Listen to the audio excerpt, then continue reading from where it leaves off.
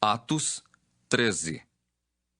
Havia na igreja de Antioquia profetas e mestres: Barnabé, Simeão por sobrenome Níger, Lúcio de Cirene, Manaém, colasso de Herodes, o tetrarca, e Saulo. E servindo eles ao Senhor e jejuando, disse o Espírito Santo: Separai-me agora, Barnabé e Saulo, para a obra que os tenho chamado. Então, jejuando e orando e impondo sobre eles as mãos, os despediram. Enviados, pois, pelo Espírito Santo, desceram a Seleucia e dali navegaram para Chipre. Chegados a Salamina, anunciavam a palavra de Deus nas sinagogas judaicas. Tinham também João como auxiliar. Havendo atravessado toda a ilha até Pafos, encontraram certo judeu, mágico, falso profeta, de nome Bar-Jesus, o qual estava com o procônsul Sérgio Paulo, que era homem inteligente. Este, tendo chamado Barnabé e Saulo, diligenciava para ouvir a palavra de Deus. Mas opunha-se-lhes Elimas, o mágico, porque assim se interpreta o seu nome, procurando afastar da fé o procônsul. Todavia, Saulo, também chamado Paulo, cheio do Espírito Santo, fixando nele os olhos, disse: Ó filho do diabo, cheio de todo engano e de toda malícia, inimigo de toda a justiça, não cessarás de perverter os retos caminhos do Senhor? Pois agora, eis aí está sobre ti a mão do Senhor, e ficarás cego, não vendo o sol por algum tempo. No mesmo instante, caiu sobre ele névoa e escuridade, e andando à roda, procurava quem o guiasse pela mão. Então, o procônsul, vendo o que sucedera, creu, maravilhado com a doutrina do Senhor. E navegando de Pafos, Paulo e seus companheiros dirigiram-se a Perge da Panfilha. João, porém, apartando-se deles, voltou para Jerusalém. Mas eles, atravessando de Perge para Antioquia da Pisídia, indo num sábado à sinagoga, assentaram-se. Depois da leitura da lei e dos profetas, os chefes da sinagoga mandaram dizer-lhes: Irmãos, se tendes alguma palavra de exortação para o povo, dizei-a. Paulo, levantando-se e fazendo com a mão sinal de silêncio, disse: Varões israelitas, e vós outros que também temeis a Deus, ouvi! O Deus deste povo de Israel escolheu nossos pais e exaltou o povo durante sua peregrinação na terra do Egito, donde os tirou com braço poderoso, e suportou-lhes os maus costumes por cerca de 40 anos no deserto. E havendo destruído 7 nações na terra de Canaã, deu-lhes essa terra por herança, vencidos cerca de 450 anos. Depois disto, lhes deu juízes até o profeta Samuel.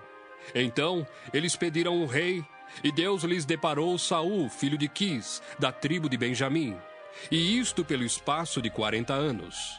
E tendo tirado a este, levantou-lhes o rei Davi, do qual também, dando testemunho, disse: Achei Davi, filho de Jessé, homem segundo o meu coração, que fará toda a minha vontade.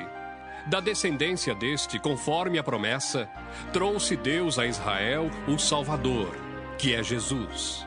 Havendo João, primeiro, pregado a todo o povo de Israel, antes da manifestação dele, batismo de arrependimento. Mas, ao completar João a sua carreira, dizia: Não sou quem supondes, mas após mim vem aquele de cujos pés não sou digno de desatar as sandálias. Irmãos, descendência de Abraão, e vós outros os que temeis a Deus, a nós nos foi enviada a palavra desta salvação. Pois os que habitavam em Jerusalém e as suas autoridades, não conhecendo Jesus nem os ensinos dos profetas que se leem todos os sábados, quando o condenaram, cumpriram as profecias. E embora não achassem nenhuma causa de morte, pediram a Pilatos que ele fosse morto. Depois de cumprirem tudo o que a respeito dele estava escrito, tirando-o do madeiro, puseram-no em um túmulo. Mas Deus o ressuscitou dentre os mortos, e foi visto muitos dias pelos que com ele subiram da Galiléia para Jerusalém, os quais são agora as suas testemunhas perante o povo. Nós vos anunciamos o evangelho da promessa feita a nossos pais, como Deus a cumpriu plenamente a nós, seus filhos, ressuscitando a Jesus, como também está escrito no Salmo 2: Tu és meu filho, eu hoje te gerei. E que Deus o ressuscitou dentre os mortos, para que jamais voltasse à corrupção. Desta maneira o disse: E cumprirei a vosso favor as santas e fiéis promessas feitas a Davi. Por isso também diz em outro salmo: Não permitirás que o teu santo veja a corrupção.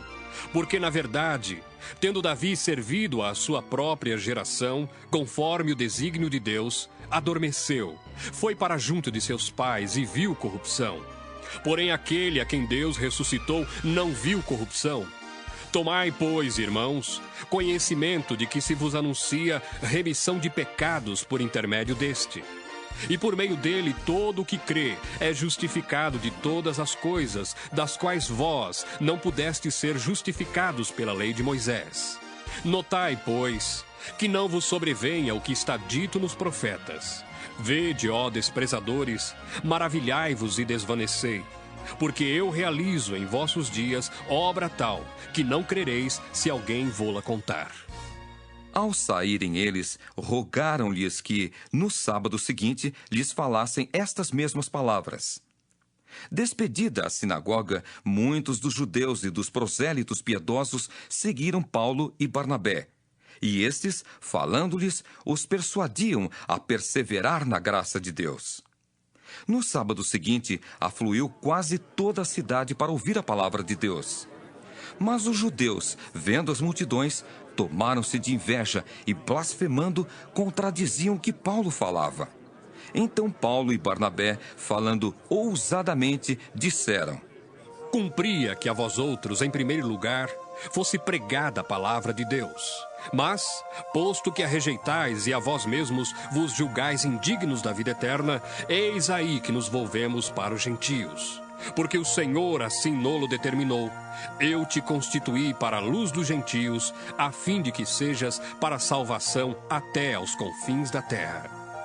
Os gentios, ouvindo isto, regozijavam-se e glorificavam a palavra do Senhor, e creram todos os que haviam sido destinados para a vida eterna. E divulgava-se a palavra do Senhor por toda aquela região.